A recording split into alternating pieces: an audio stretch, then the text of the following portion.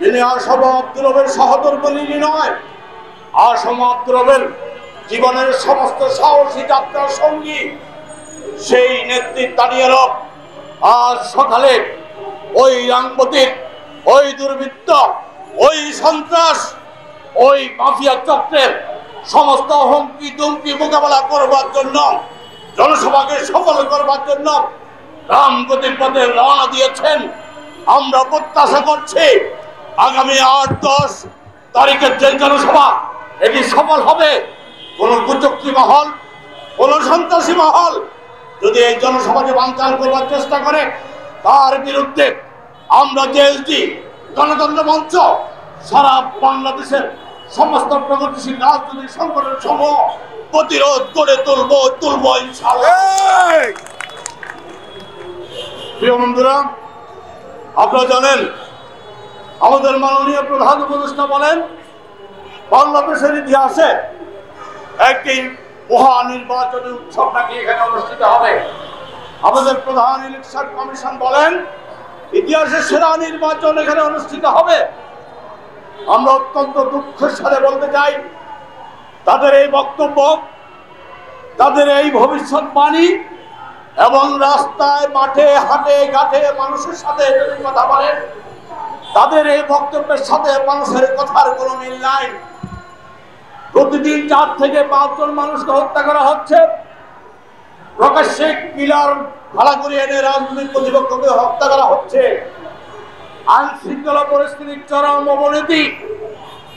এমনি একটি অবস্থায় যেভাবে সন্ত্রাসী মাফিয়া চক্র মাঠ দখল জবরদখল করছে, এর মধ্য দিয়ে 15.5 বছরের মানুষের প্রত্যাশিত অবাধ সুষ্ঠু নির্বাচন, যার জন্য আমরা লড়াই করেছি, কথা বলবার অধিকারের জন্য, ভোটের অধিকারের জন্য, লুটের টাকা ফেরত পাওয়ার জন্য, গণতান্ত্রিক অধিকার সুরক্ষা পাওয়ার জন্য, সেই অধিকার আজকে হরণ করছে।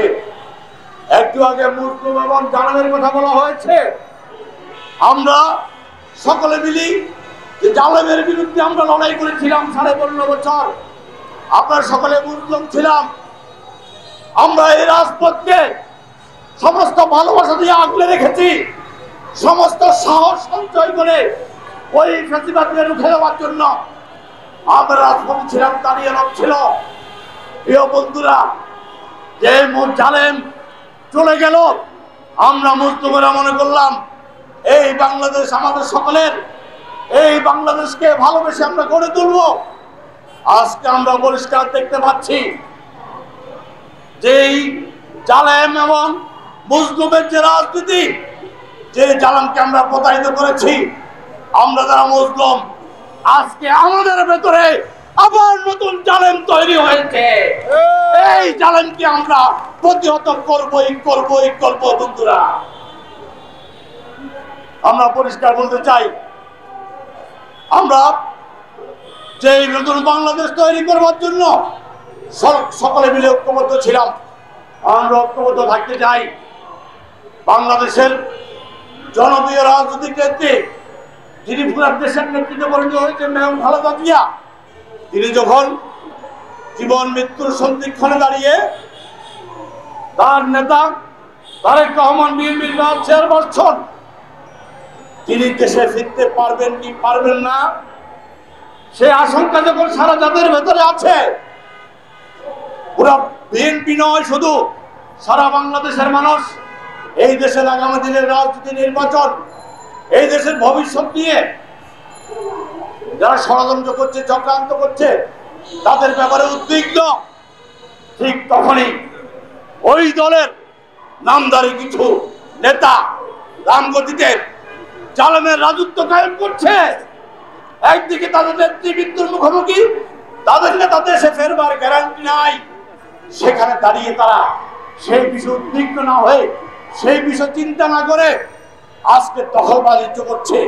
প্রিয় বন্ধুরা, তানিয়া রব সাহসের ঠিকানা। তানিয়া রব শুধু একজন নারী নয়, রাজনৈতিক নেতা নয়, সমস্ত বিপদ সমস্ত কিছুকে উপেক্ষা করে রাজপথে জনপথে চলবার মতো সাহসী নেত্রী।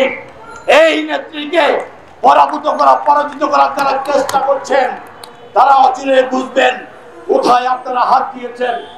বন্ধুরা, আমরা পরিষ্কার বলতে চাই, আমরা কোন দলের বিরুদ্ধে নয়, কোন শক্তির বিরুদ্ধে নয়।